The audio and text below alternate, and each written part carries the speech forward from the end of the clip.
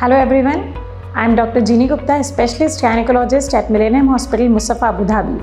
At Millennium Hospital, the month of September shall be observed as Women's Heart Health Month with our theme campaign, Why Do We Ignore Women? So now let's talk about what are the risk factors and the cardiovascular disease risk factors for the women.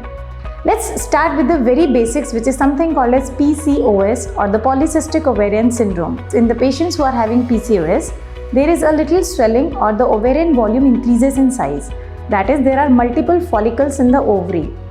All those patients who are having PCOS, they have a higher risk of developing diabetes mellitus, lipid abnormalities, blood pressure problems in their near future. Now, PCOS can be obese or can be lean. Let's focus on obesity, obese PCOS, and what is something called as BMI. So what is BMI? Is weight upon height square. So weight should be in kgs, height should be in meters. Your BMI is less than 24, you are not in the category of overweight or obesity. So that is a very important risk factor for cardiovascular disease if your BMI comes above the normal range. The second important risk factor which WHO has said is the waist circumference.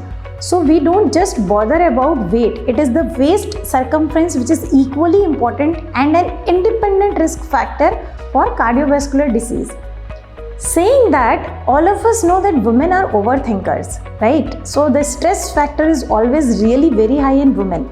And adding to that, the antenatal, the delivery part, the periods part, then the postpartum depression, everything takes a toll on her health. The recent studies and the recent data have said that if a woman has postpartum depression, she is having a real high risk of developing future cardiovascular disease. Plus, there are a lot of hormonal changes which are taking place during PCOS cycle, during postpartum phases, and the most harmful impact or the most evident impact which hormonal changes takes place in a woman's life is menopause. So when a woman is undergoing menopausal changes, the protective hormones, estrogen and progesterone, they decrease.